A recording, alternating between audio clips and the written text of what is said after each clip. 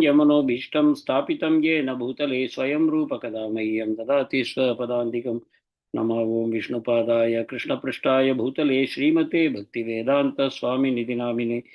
नमस्ते सारस्वते देवे गौरवाणी प्रचारिणे निर्विशेष शून्यवादी पाश्चात्यदेशतारिणे। वाञ्छाकल्पतरुभ्यश्च कृपा सिन्धुभ्य एव च पतितानां पावनेभ्यो वैष्णवेभ्यो नमो नमः। जय श्री कृष्ण चैतन्य प्रभु नित्यानंदा श्री अद्वैत गदाधर श्रीवासादि गौर भक्त वृंदा। हरे कृष्णा कृष्णा कृष्णा हरे हरे, हरे Ram Ram Ram Hare Hare.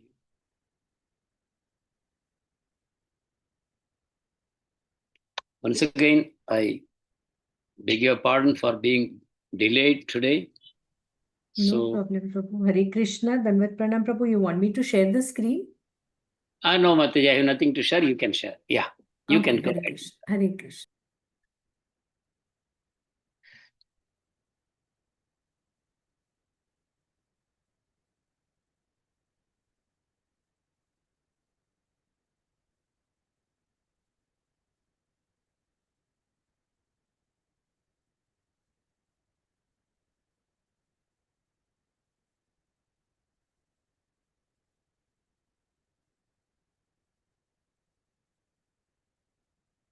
Today we are on Canto 4, chapter number 29, entitled Talks Between Narada and King Prachinabarhi.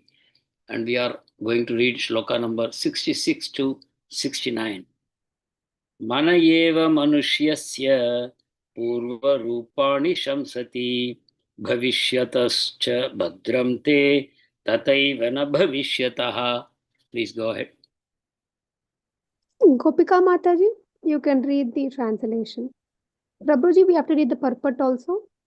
No, only translation, that's all. Thank you. Oh. Hare Krishna, Prabhuji. O King, all good fortune unto you. The mind is the cause of the living entities, attaining a certain type of body in accordance with his association with material nature. According to one's mental composition, one can understand the living entity was in his past life, as well as what kind of body he will have in the future. Thus, this mind indicates the past and future bodies. Thank you, Prabhuji. Thank you, Gopika Mataji, for your enthusiasm in Srimad Bhagavatam at such a young age. It's the blessings of the parents and the Guru Parampara. Thank you. So, see here, a very important point is being made by Shri Narada Muni to the king. He's saying, mind is the cause of bondage, and mind itself becomes the cause of our liberation also. Like Krishna would say in Srimad Bhagavad Gita, that mind is our friend and mind is also our own enemy. And Krishna also says in Bhagavad Gita, one who has conquered the mind, he has already reached the Brahman platform. So as simple as that. If we can conquer the mind, we are on the transcendental platform. So it is the mind which is connecting us to this material world, to various kinds of material experiences. The mind's various organs are the senses. Mind is acting through the senses, collecting all kinds of experiences in the world. And with these experiences, it is forming its own picture of the world and of itself. So the mind is what connects the soul to the body. The whatever experiences of the body, the mind makes us think that it is my own experience. And accordingly, we evaluate the world as good or bad, as enjoyment or suffering. Everything is coming from the mind's activity.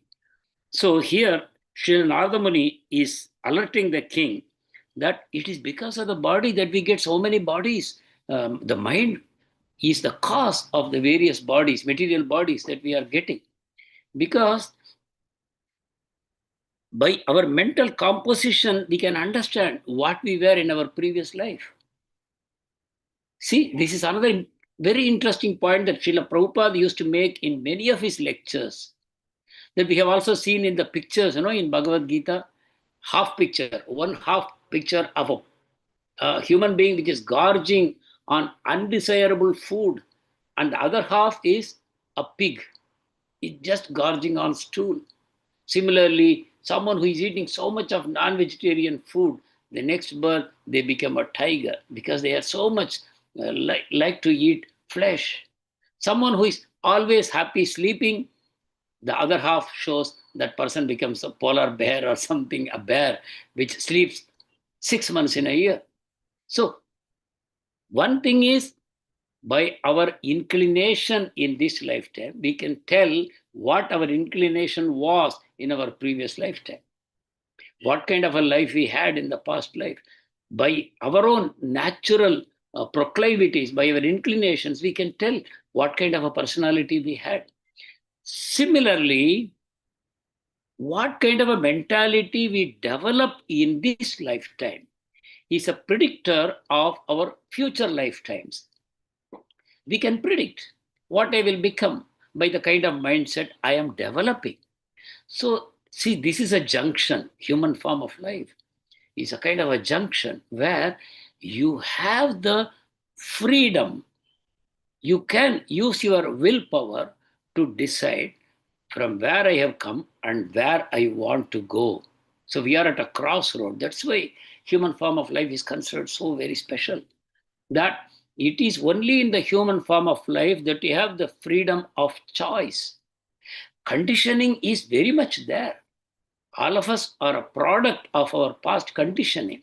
And this conditioning is sort of trying to force us to continue the same pattern, to just continue doing what we have been doing all along. That means our future lifetimes can be predicted. It will be like our past life only. Our future life will continue to be. It's a trajectory that we are preparing in this lifetime. The trajectory could be simply a continuation of what we have been in the past lives, or it could be an inflection point. The graph going in a particular direction, you can just turn it upward or downward, whichever way. So that way, number one, the mind is the cause of whatever happens to us in the future lives. Same way, mind can be used for our own liberation, our own emancipation. So to that extent, Narada Muni is alerting the king, take care. It is your body which is going to decide whether you will go to hell or to a higher planetary system, or you will get liberation, or you will go back home, back to Godhead. For everything, it is the mind which is the instrument which is going to be with us. The soul, in association with the mind, it is preparing its own future. Actually, soul is not the mind. Soul is transcendental. Soul is a part and parcel of the Lord. It's an amsha of the Lord. Mama eva amsho jiva loke, jiva bhuta sanatana. So it's an amsha. But having developed a desire to enjoy separately from the Lord has given us a material mind, a material intelligence, a material body, material senses, all these things to enjoy this material world. All this we have obtained by our desire to enjoy separately from the Lord. Now, how can I free myself? So for freeing myself, I have to just use the same instrument of the mind. I have to make my mind transcendental. I have to transform my senses, my mind, everything into the transcendental consciousness. So that is what here we see. So Prabhupada is focusing on the Manoratha. This shloka, Yasyasti Bhaktir, the famous shloka that we always like to quote in our ISKCON circle, is that once you become a devotee, you have conquered your mind. Then all the wonderful qualities of the devatas, they manifest in your body and mind.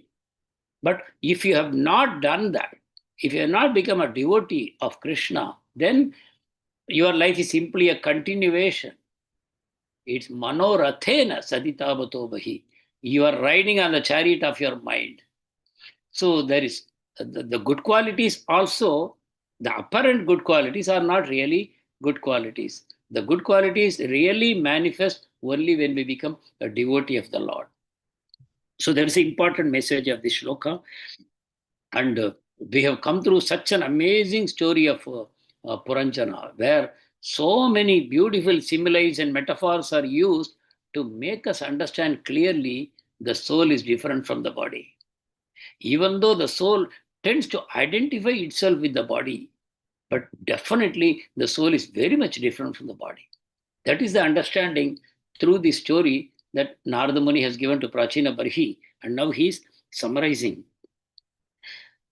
Next shloka, we go to 67. Any questions, if you have, you can just unmute yourself and ask me. Then we will move on to next shloka. 67. Adrishtam ashrutam chatra kvachin manasi drishyate yata tatanumantavyam desha kala kriyashrayam. Please, Hare Krishna. Vaishabhanu Mataji, you can read the translation.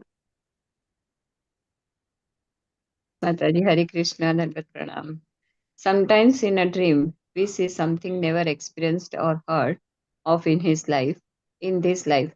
But all these incidents have been experienced at different times, in different places, and in different conditions. Hare Krishna. Dandavat Hare Pranam. Thank you, Mataji. Dandavat Pranam. So Narada Muni is extending the concept of how the mind, we can see the mind.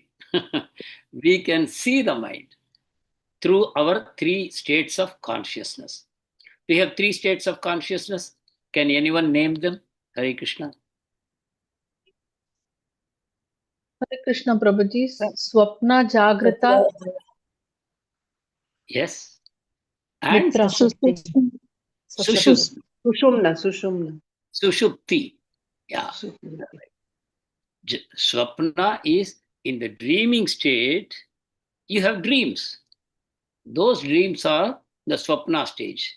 You take a different body, you take a dream body. Let us say it's a dream body.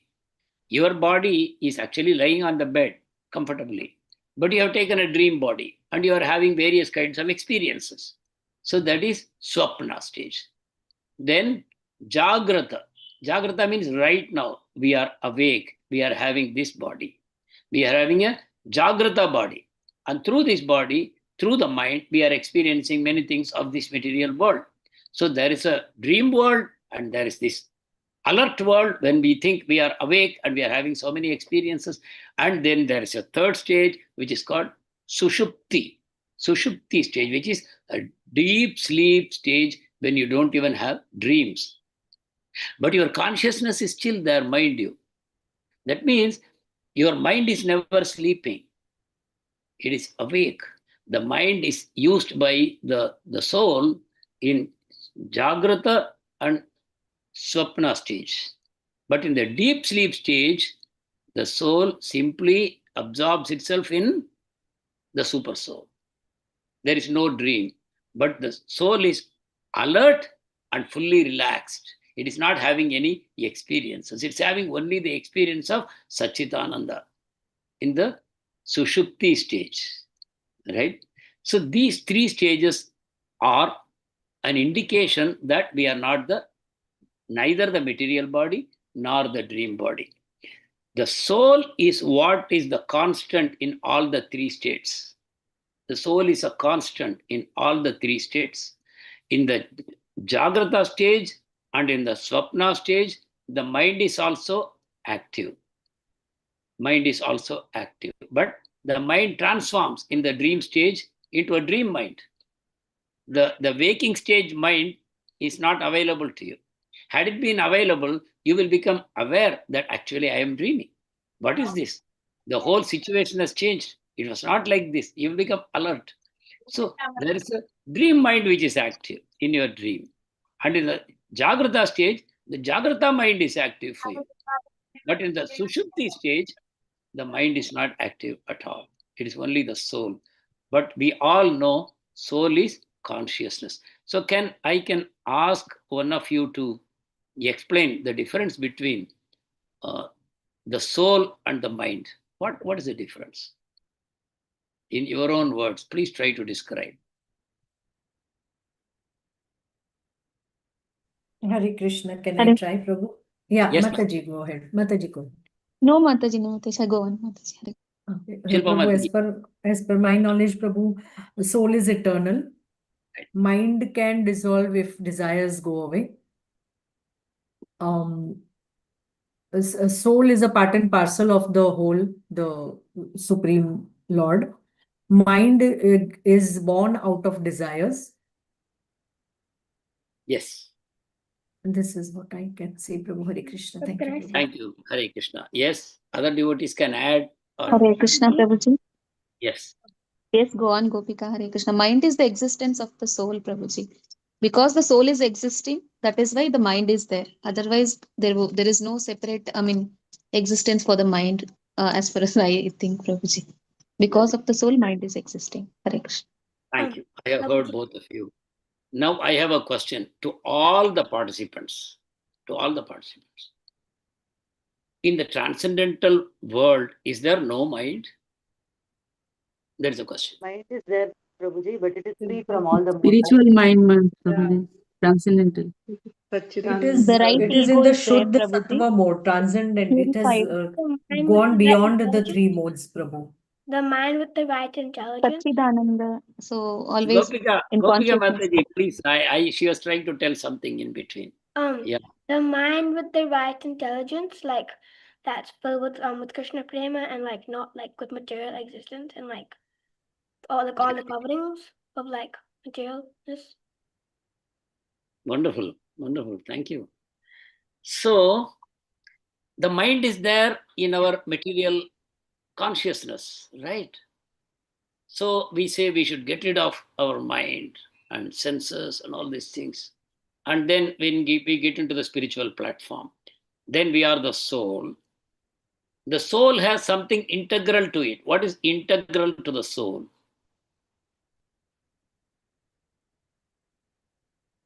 Integral to the soul. That cannot be separated. Super soul, Prabhuji. super soul. My soul is a part and parcel of the super soul. Perfect. But what is the nature of the soul? What is The soul has The the full qualities of knowledge that it is the Satchidananda. servitor of the Lord. The Lord, The Prabhuji. same qualities like the Supreme Lord, Prabhuji. correct? But still, for the soul to Perishable engage in spark. that, yeah, I agree with all that.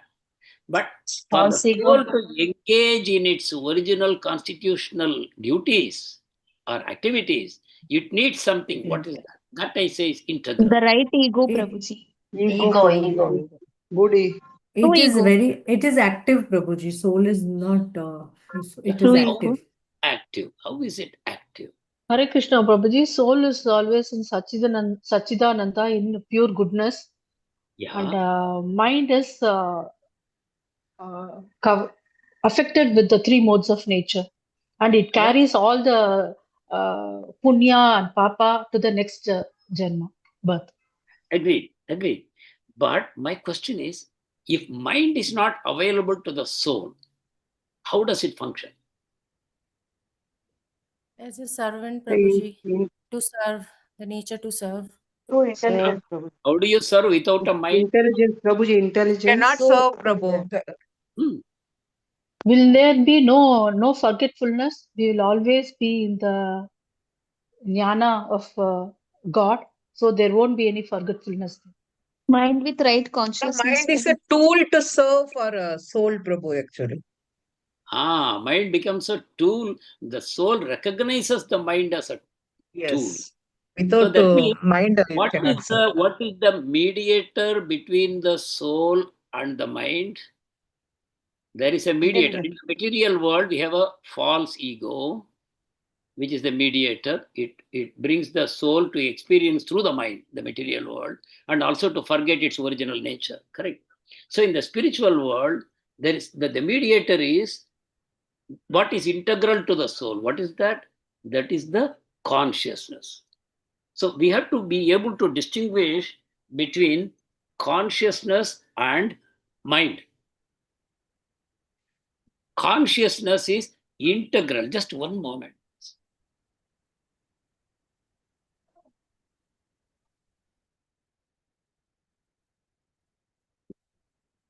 Consciousness is integral to the soul, not the mind. So it is the soul and the consciousness it is actually part and parcel of the supreme consciousness and the supreme soul.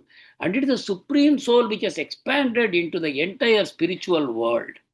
So in the spiritual world, everything is spirit. This is how we understand the spiritual world, that everything there is spirit. That means the mind exists in the spiritual world, which is pure, as many of you said. The mind is completely pure. That means it is in total alignment with the consciousness of the soul that I am the servant of the Lord. With that, the mind, the spiritual mind, uses the spiritual senses and engages the available spiritual resources around it to serve the Supreme Lord. This is what happens. So the entire spiritual world, it is not that the mind is not absent, but it is everything is the soul. That is why we say Advaita, right? Vadantitas tattvavidaha. Tattvam yajnanam advayam. Advayam. Dvayam means two. Advayam means not two. So this is how we distinguish the spiritual world from the material world. The material world is a perverted reflection of the spiritual world. Whatever is there in the spiritual world is reflected into the material world, but while it is reflected, it is being, all of you said these answers. I'm just trying to put the answers together. The reflection is being filtered through the lenses of the three modes of material nature. We just now we quoted Bhagavad Gita to say, when the mind is completely conquered, you are already in Brahman platform. Brahman platform means beyond the three modes. So what is the differentiating feature between spiritual world and material world? Here these three filters are applied. Sattva, Rajo, Tamo, Guna. Through these filters, when the spiritual world is reflected, then various kinds of differentiations happen in the material world. Like there is the jada and there is the consciousness, right? There, what is alive and what is not alive. We have the solids, the liquids, the gases, the earth, the water, fire, sky, all these things. The differentiation is there in this material world.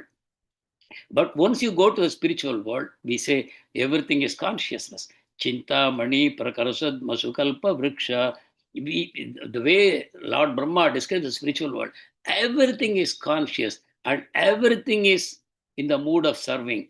And in the process of serving, everything in the spiritual world is enjoying. Seva Ananda. We say Brahmananda. Then we say Premananda. Then we say Sevananda. Sevananda is the highest. To be re-established in our original constitutional position of serving the Lord as his part and parcel. Existing only for his happiness, and your happiness simply reflects back to you. Once you please the Lord, that happiness reflects back to you, and you feel that the supreme joy of serving the Lord. Seva itself is Ananda. That's why Krishna would tell the gopis at the end of his disappearance and reappearance, and the gopis question him. Then the Lord says, look, I am indebted to you, and I cannot repay the debt for a lifetime, for a kalpa of Brahma. There's simply no way I can repay you. So my promise that yayata mam prapatyante tamstataiva bhajamiham, that has broken down in your case. I am simply indebted to you. There is no way I can discharge it. But I request you to consider this, that when you serve me, you are getting some extraordinary happiness. Let that happiness be your reward. That was not given by me. That's why the Lord, the Lord is so humble, so self-effacing. The Lord would say, you are getting some happiness, right? By serving. It is not my reciprocation. It is coming from within you. Let that be your reward. So that at the highest platform, this is what happens, because everything is in its original constitutional state. Everything is Atmaram. How can anyone give and receive happiness in such a platform? It's completely Atmarama stage. So the Lord says, by serving me. So the secret is the soul should re-establish its connection with the Lord. That too in the mood of the servant. I am eternally the servant of the Lord. Once you establish that, and you establish in what bhava you are going to serve the Lord, your Siddha Deha, how you are going to, once that is established, then you are connected to the Satchitananda of the Lord. So this is how we understand. So the mind, once the mind is destroyed here, the material mind is destroyed, the spiritual mind is available to the soul. The material mind, as all of you said, it is polluted. Because of the pollution, we are not able to enjoy the happiness which is there in the consciousness of the soul, Satchitananda consciousness. So, Mobila. So that is the point that Narada Muni is making. And very interesting example Srila Prabhupada is going to give in the purports, how a dream is formed. We have seen gold, we have seen mountain, you see a golden mountain in your dream. Or you have seen birds, so in the dream you see that you are yourself flying like that. So the dream is also composed of our own living experiences. In our Jagrata stage, our experiences, that is what we are going to experience in our dream stage. We'll go to 68. Sarve kramanurodhena manasindriya gocharaha आयांति बहुशो यांति सर्वे समनसो जनाः. Hare Krishna.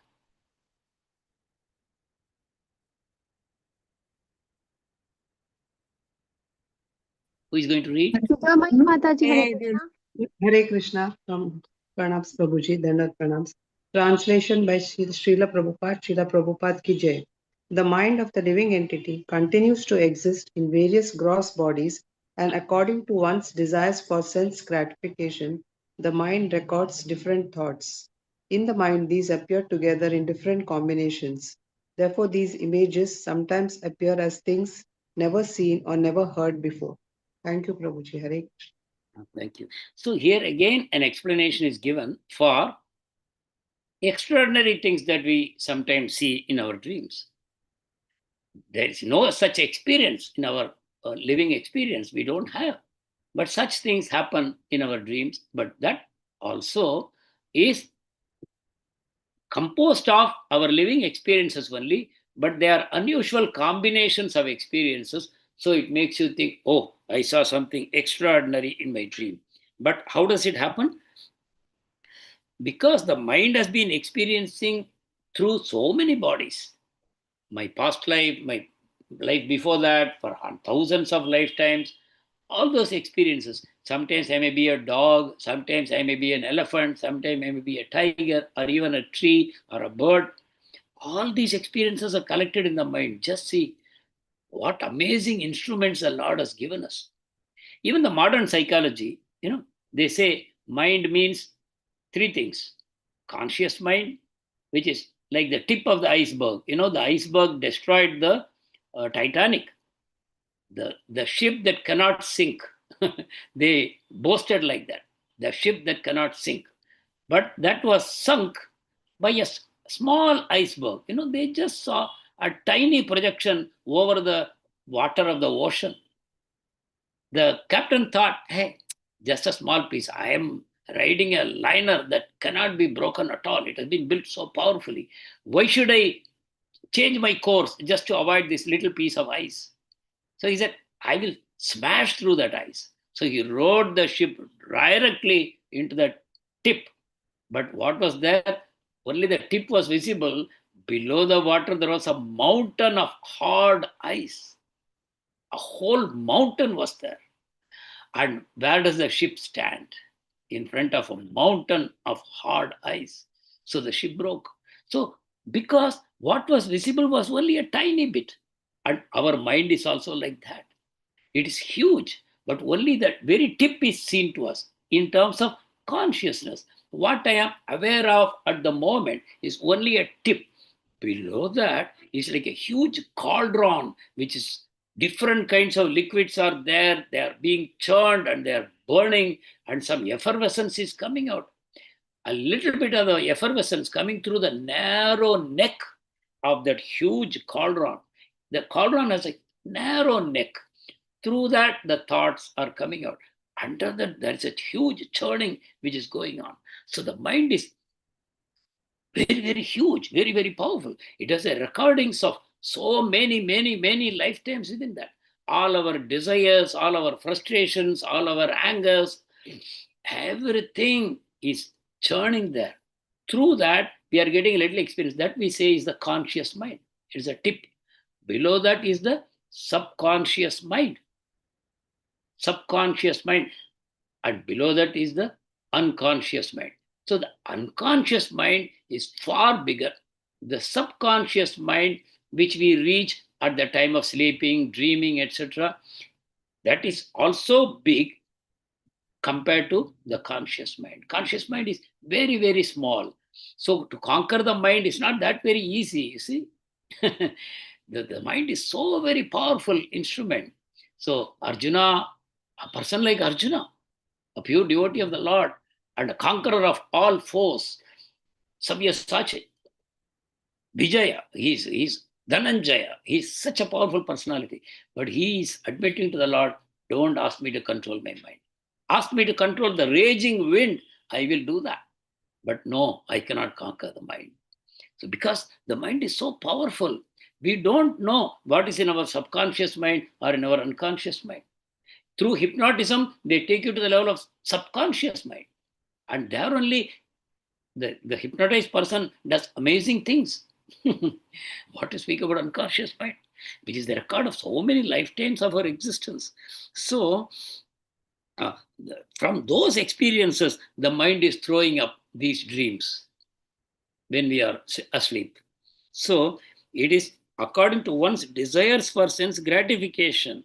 Based on so many gross bodies we have had, the mind records different thoughts. And in the mind, they make different combinations. So we say, oh, this is an extraordinary dream. But Srila Prabhupada would say, but when you see your spiritual master in the dream, right?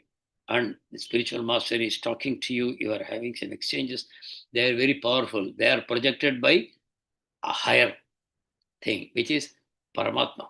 Paramatma is projecting certain things into your mind when you are getting purified, when you are in the process of, elevating your consciousness, then you get such very powerful dreams. So there is, these two kinds of dreams are there. But typically, Prabhupada will not encourage a devotee to dive too much into dream interpretations.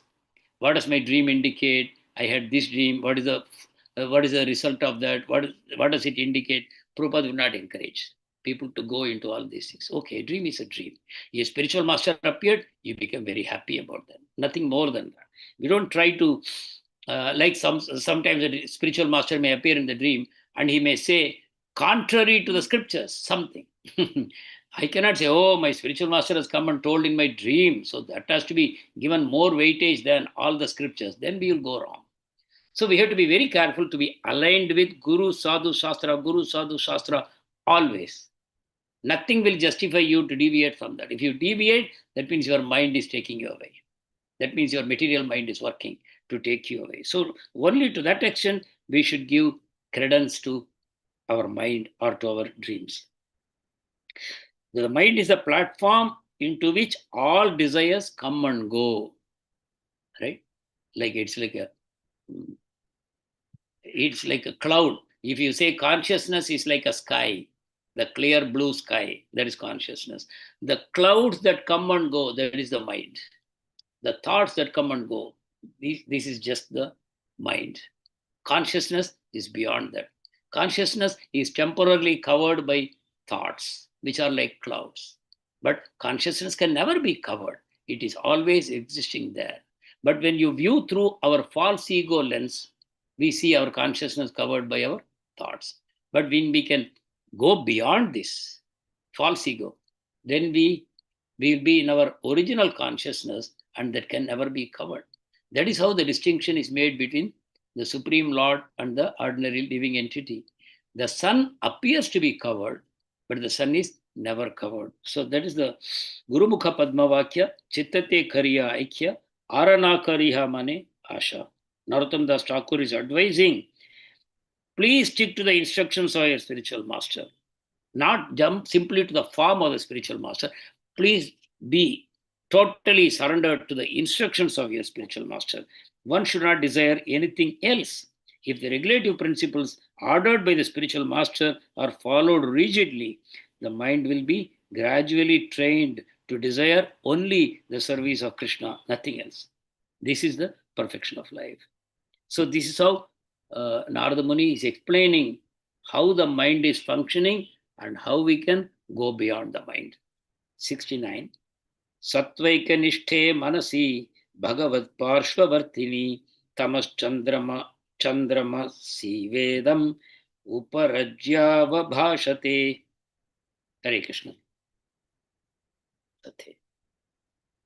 Avabhasate. Hare Krishna.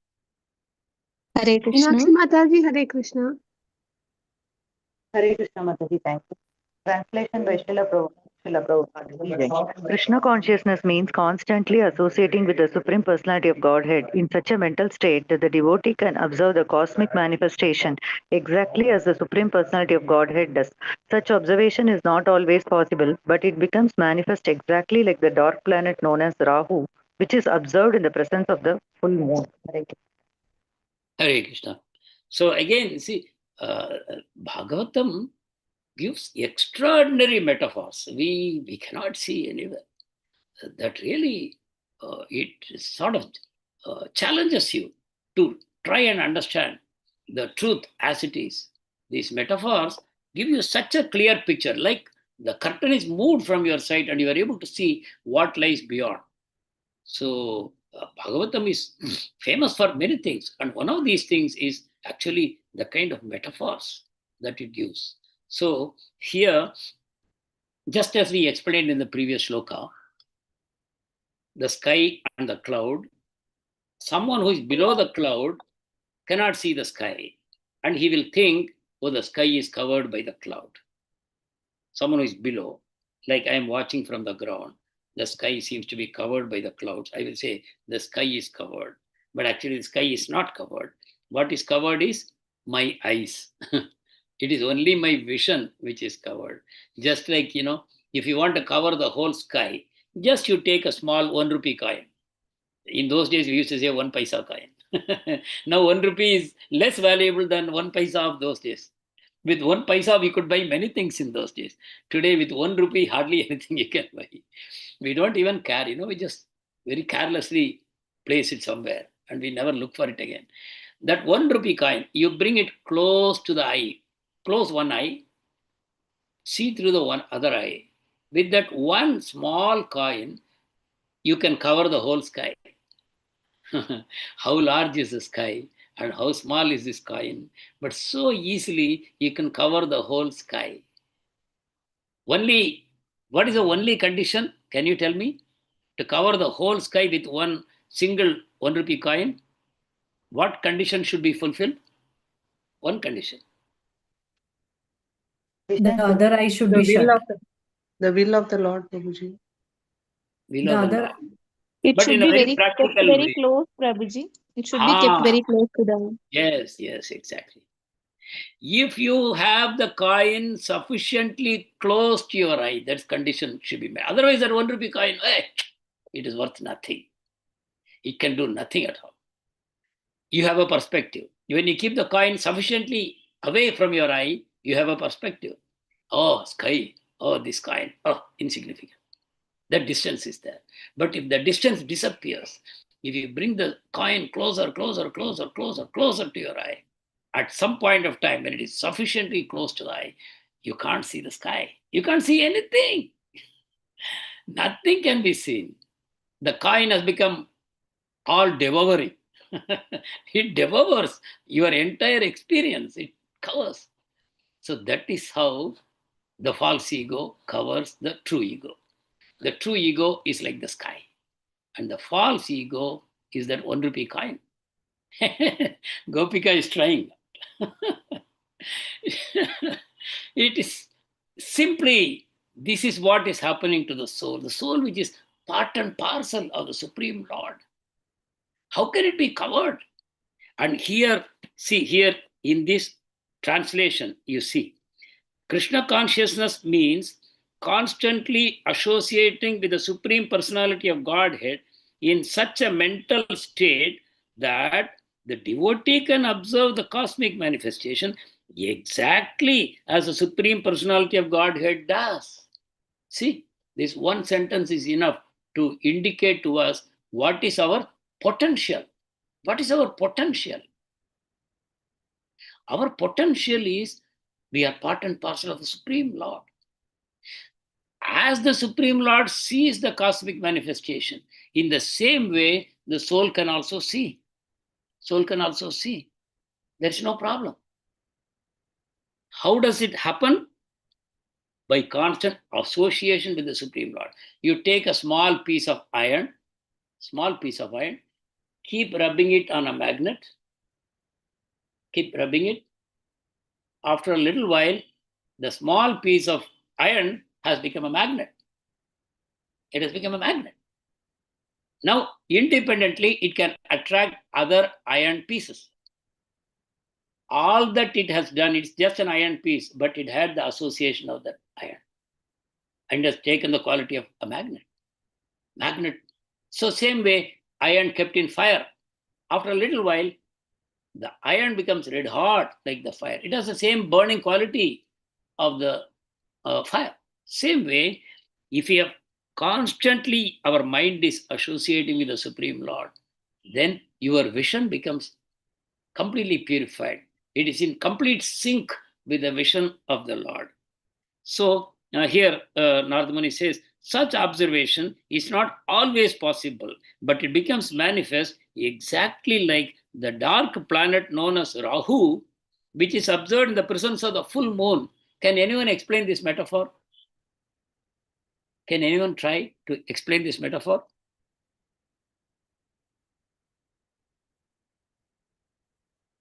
Could you repeat, Prabhu? The last line of the translation. The last line of the translation.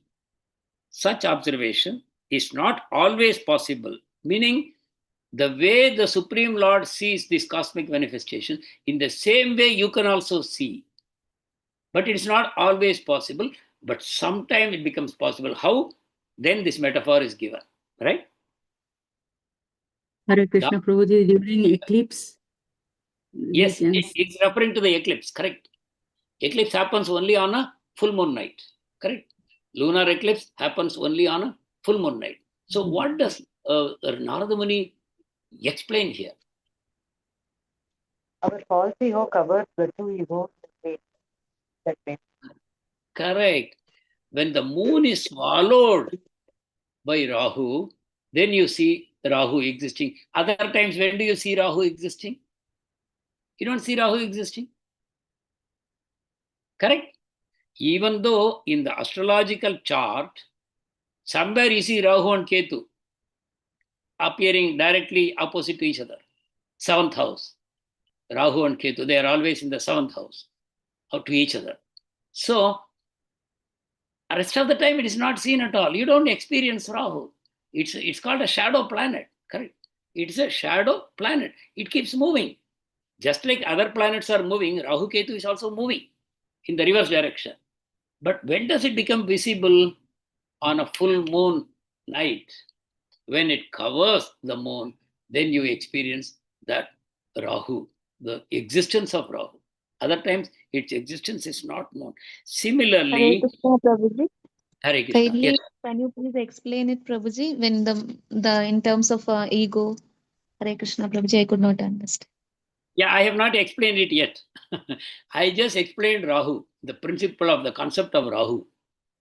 The Rahu becomes visible only on a full moon night when that eclipse happens, not on every full moon night. Only when there is a lunar eclipse, which happens on a full moon night, that is when you experience Rahu. Correct? So, how does it happen to me? It will happen to me when my mind is cleansed of all pollutants. Kama, Krodha, Lobha, Moha, Mada, Matsar. All these pollutants are cleared out of my mind. Then I get the vision what the Supreme Lord has of this cosmic manifestation.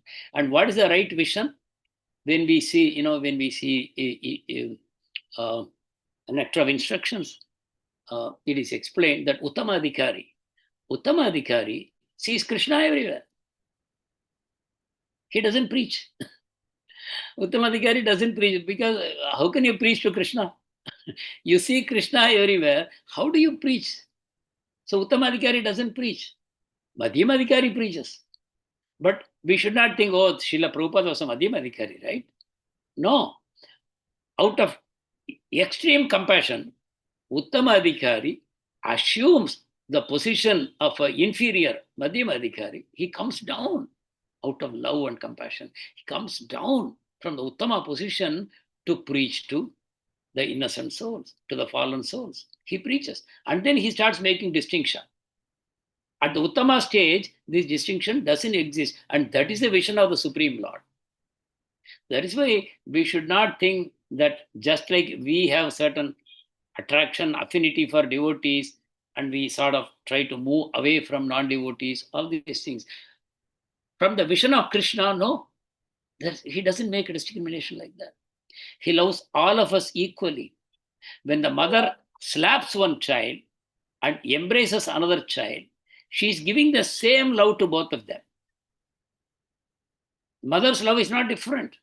One child is getting slapped, another child is getting hugged. Same love. We can understand this material example very easily. But same thing the Lord is doing. The Lord loves everyone.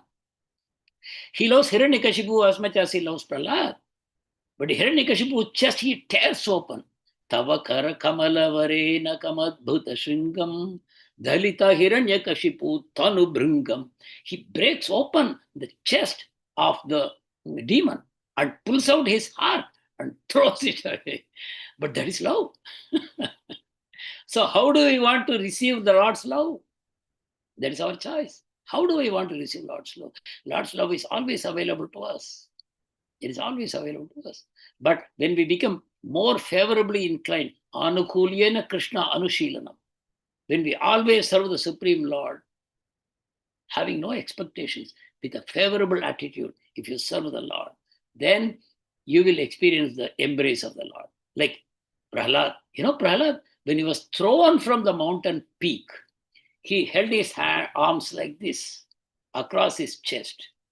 Some people thought, oh, he's trying to defend himself. See, his dependence on the Lord is not so much. He's trying to protect his own body. Maybe the Lord will not appear. But no, he was defending the Paramatma within. For him, he was real. He's there. He's defending. I don't want the Paramatma to get hurt. A little 5-year-old child has that consciousness. So we can understand, but when our mind is cleansed of contamination, then we will truly experience the Lord's vision. The Lord's vision.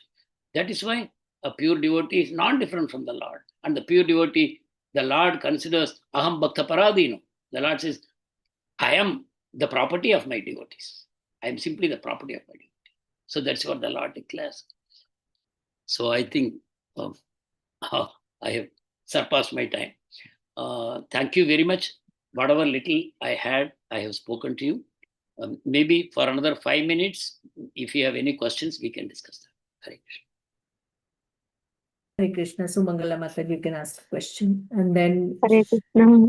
It was for reading, Mataji, but I just want to thank Prabhuji. Like when Prabhuji said that glorified Prabhupada, like he has come to the level of Madhyamadhikari, I could feel that so far we have come this. So sitting in the Bhagavatam class, it is the greatest mercy of Prabhupada, and we are ever grateful to him because whether to attain the Lord and all that is secondary. This far we have come receiving this knowledge from you, Prabhuji. Grateful to you. Thank you so much, Prabhuji. Hare Krishna. Dandavat pranams. Thank you, Mataji. You said it. You said it. Thank you. Hare Krishna. thank you so much, Prabhu. Wonderful class as always. Your classes are very, very deep and profound. Thank you so much. Mind and soul and the difference between them. Jai Devotees, Shri. any questions, realizations? Hare Krishna, Prabhuji. Not a question, Prabhuji. Hare Krishna. I'm sorry, Mataji, very sorry. Hare Krishna. Prabhuji, Can I speak? when we say, I'm sorry, Mataji. Hare No, no, Krishna. it's I'm okay. interrupting. No, Hare go ahead. Prabhuji, when we say that the mind is carrying all the thoughts of the, I mean, so many lifetimes, it is in like a down, it is like a pool or ocean. So it is coming through a narrow pipe. You say, explain that. So I just want to know, Prabhuji, our mind, we are getting purified by chanting the holy name. So I just want to know, like, we are some, when initially when we used to chant, we feel that that change of consciousness completely little purified than before. Then after some time it keeps changing again, the bad thoughts and all that again it comes. So why does that happens, Prabhuji?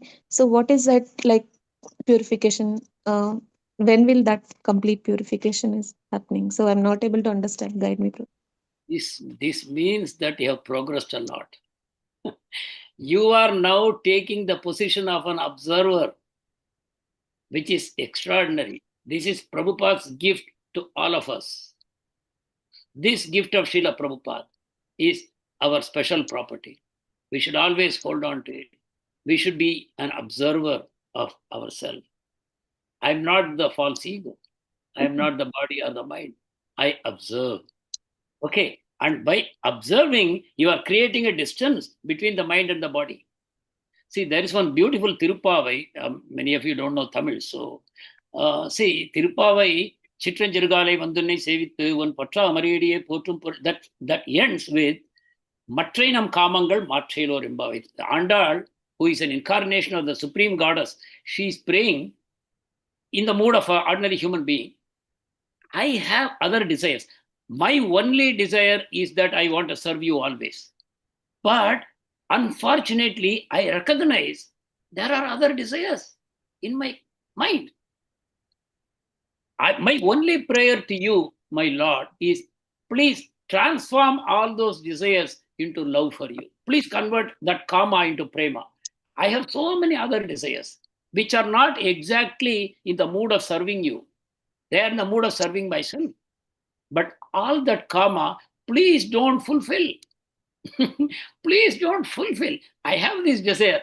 See, did we ever pray to God like this before coming to Krishna consciousness? Did we ever pray to God? I have this desire. Lord, please fulfill me. That was our prayer always. Oh, this desire is so dear to me, so close to me. Please fulfill it as quickly as now. Oh Lord, please don't allow me to fall down. This is our progress. And this progress that would have taken many, many lifetimes. Srila Prabhupada has made it so easy. He just gifted it to us. So should we not even remain ever grateful to Prabhupada without asking anything more than this? Now the job is to be done by us. Now it is time for us to express our gratitude to Srila Prabhupada by bringing more and more people to his lotus feet. But what more can we ask from Prabhupada? There is nothing to give. No, there is all the more that we have to return. Thank you, Mataji. Hare Krishna. Hare Krishna, Prabhuji. Mind-blowing class today. Too good, Prabhuji. We have awoke from a sleep. Today your class was excellent, Prabhuji, honestly. Thank you so much, Prabhuji. There is hardly anything inside. I think the devotees, you inspire me to speak something. I don't know what I really spoke, but please pray for me. Let us all pray for each other.